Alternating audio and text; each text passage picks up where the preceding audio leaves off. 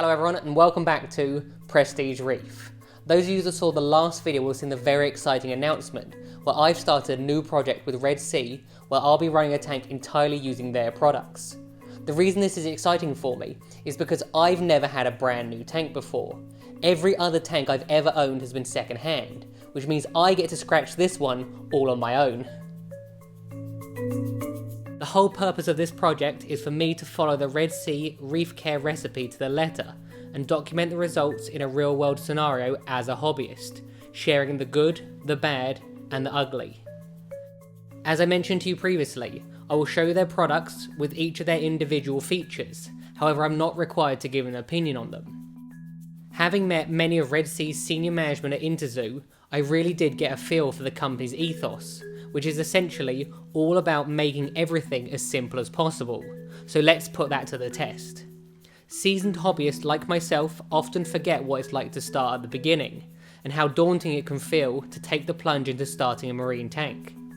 In theory though, if you have a system which is virtually plug and play, you're purchasing something which has a proven track record of success, and then all you need to worry about is the biological side of the hobby, essentially taking away all the hassle so you don't need to think about sump designs, equipment or pipework.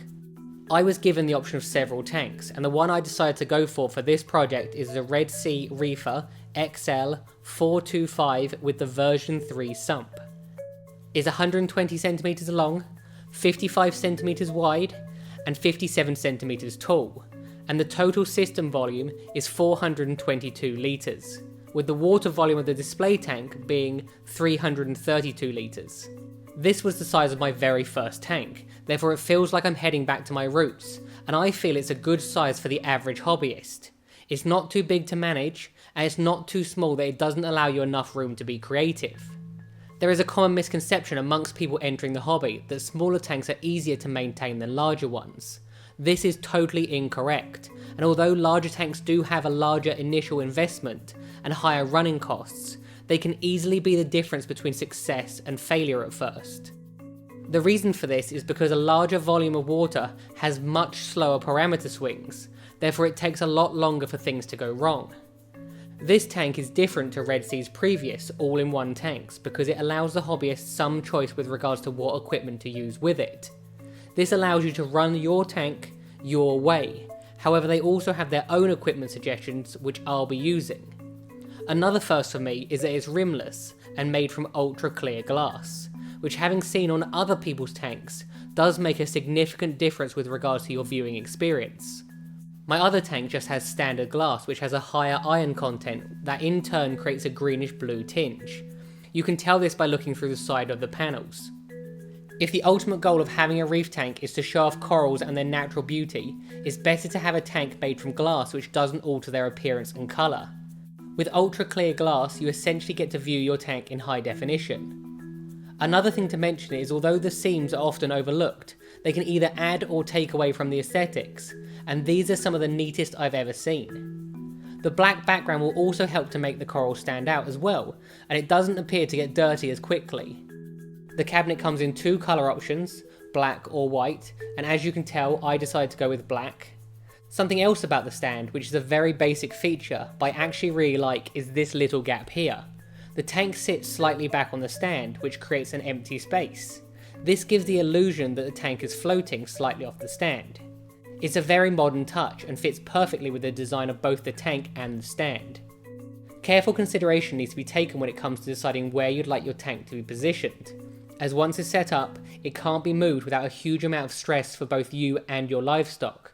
When looking for the ideal tank position, you need to decide where you'll get the maximum viewing pleasure, while also taking into account aquarium size, type and strength of flooring, the nearest water and electrical supplies, as well as doors, windows, radiators and even the amount of traffic going past the tank.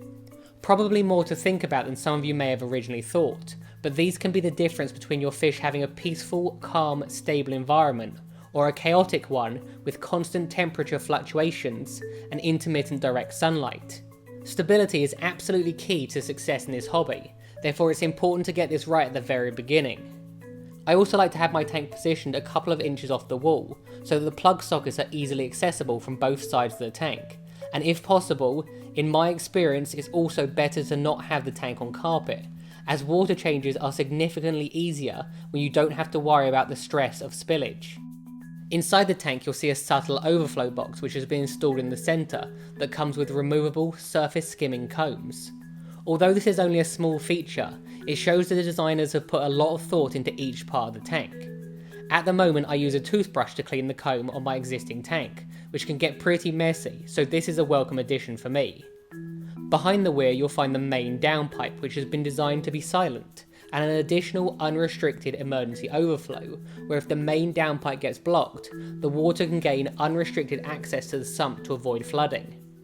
All the pipework is ready to assemble straight out the box, therefore no gluing is required, which is perfect for someone like me who is virtually useless when it comes to DIY. Once the water has travelled down the downpipe, it enters the sump, where the filtration system starts.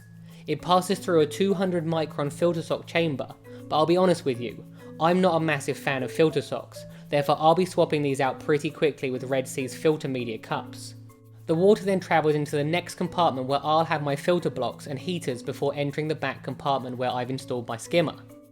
It flows over the baffles to prevent the bubbles entering the display and into the final chamber for the return pump.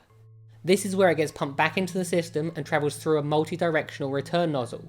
The tank also comes complete with an auto top-up compartment for your RO water and is connected to the tank via a float valve. Although smaller than my other tanks, this is by far the highest quality, most well thought out tank I've ever owned, and I now can't wait to start the cycle. I'm planning to turn this into something quite special, so let me know in the comment section below what you recommend I put in it. I hope you enjoyed watching my video. If you did enjoy it, why not click that like button and subscribe to the channel. Have a good week, and I'll see you next time.